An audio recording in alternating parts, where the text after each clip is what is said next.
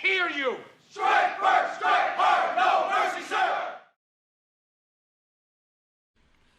We live in a day and age where franchises that have been dormant for 20 plus years are being revived by the entertainment industry to appeal to a modern audience due to a lack of originality and risk-taking. In other words, Hollywood, knowing no shame, has revived franchises to cash in on Gen X and millennial nostalgia. Franchises from Star Wars to Star Trek and many others have left a bad taste in many mouths and have, in my opinion, done more harm than good to each respective brand, driving away fans for disrespecting the original characters and the stories that came before. There are exceptions to this, however, as one series came out of nowhere and stole the show by revisiting beloved characters, treated them with respect, introduced younger new characters in a supporting capacity while respecting the source material and what came before. If you have seen the old Karate Kid films based on the teenage experiences of screenwriter Robert Mark Kamen and directed by the legendary John G. Avildsen, you will know that a proper continuation of that series is in order as the comedy drama martial arts series Cobra Kai. Going back to the first Karate Kid film, we meet Daniel LaRusso, played by Ralph Macchio, who moves to the Valley with his mother from New Jersey to start a new life on the West Coast. Daniel meets several people there, including a girl, Allie Mills, and her boyfriend, Johnny Lawrence, played by William Zabka, who turns out to be Daniel's greatest adversary. We also meet Mr. Miyagi, played by the great Pat Morita, the handyman who works at the apartment Daniel and his mother moved into. Daniel and Johnny get into several fights over the course of the film, with Daniel being owned each and every time because of his lack of skill defending himself. One day at a school Halloween party, Daniel pulls a prank on Johnny, but he ends up being chased and beaten up by Johnny's gang. A man climbs the fence and fends off and defeats the attackers with karate. That man was the handyman Mr. Miyagi, and with initial reluctance, he decides to train Daniel in karate that was passed down to him from his own father. Mr. Miyagi and Kreese, Johnny Sensei, and the proprietor of Cobra Kai, the militant karate discipline that has enabled Johnny and his friends to become bullies at school, decide to sell this with the annual martial arts tournament. Daniel trains in an unconventional way with Mr. Miyagi and ends up learning the movements necessary to successfully defend himself. He goes into the tournament, gets injured before facing his final opponent, which happens to be Johnny himself. After a tie, Daniel manages to beat Johnny with a crane kick that wins him the tournament.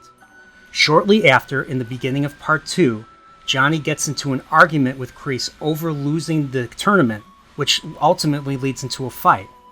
Miyagi ends up intervening and manages to humiliate Kreese while saving Johnny.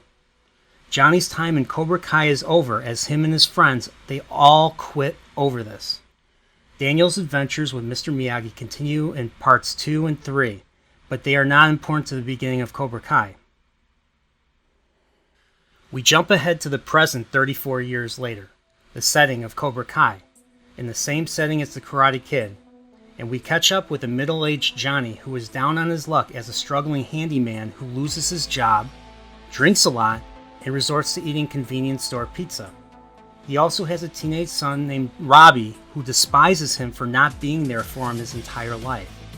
Johnny is at the lowest he has ever been in his life, but he gets inspired to restart Cobra Kai after he helps a young neighbor who is being beaten up by the school bullies. A Miyagi moment for Johnny, but Johnny only intervenes when the bullies damage his car and then they try to pick a fight with him, with Johnny dispatching all of them, but getting arrested in the process by the cops.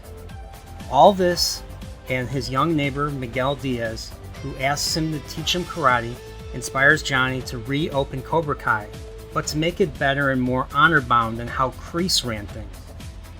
Will he succeed in rebuilding Cobra Kai? Will he be successful at training Miguel to stand up to bullies? Will he ever reconcile with his son?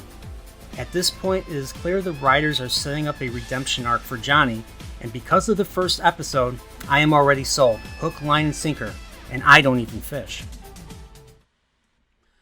The second protagonist is Daniel San himself, the protagonist and hero of the original Karate Kid trilogy. Because of his long association with Mr. Miyagi and the mentorship the latter provided, he has made Daniel a very successful individual in the Valley. He owns LaRusso auto dealerships all over San Fernando Valley with his wife Amanda. He has 2 children, daughter Sam, whom he taught karate or Miyagi-Do, and Anthony, a spoiled son who is only interested in video games and having things handed to him. We also learn that Mr. Miyagi has passed away before the series begins due to Pat Morita passing away in 2005. Daniel comes across Johnny and gets wind of the latter trying to revive Cobra Kai. Daniel fears this will create a whole new generation of bullies in the Valley. Hence, he tries to put a stop to that, and it sets up a conflict and a potential rematch between Daniel and Johnny. Will these two ever put aside their differences for the sake of passing the torch, or the right torch, to a new generation of martial artists? Will they ever team up to take on a greater enemy? Or best of all, will we get the rematch of the century? With the addition of several new characters, the return of many from the original Karate Kid movies, the focus on Johnny and Daniel while respecting and acknowledging Mr. Miyagi and the past films, this, unlike Star Wars, has managed to earn my enthusiasm and interest, and many others who have also grown up with those Karate Kid movies and the continuation of the story in a meaningful way, is the reason you should go ahead and check this show out. Season 4 will be out soon on Netflix, and we might see a villain that we haven't seen since Karate Kid Part 3. So if you are interested in these beats, check out Cobra Kai on Netflix to get entertained.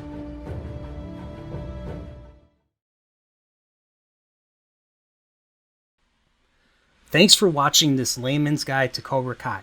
The next Layman's Guide I want to do will cover the heir apparent to Star Trek, the Orville. How is this the heir apparent, and why did Seth MacFarlane create this series in the first place? Stay tuned to find out, but before you go, if you like what you have heard, hit that red subscribe button, smash the like button, and hit the bell if you are interested in other Nerdporial content. Remember, to be Nerdporial is to be happy.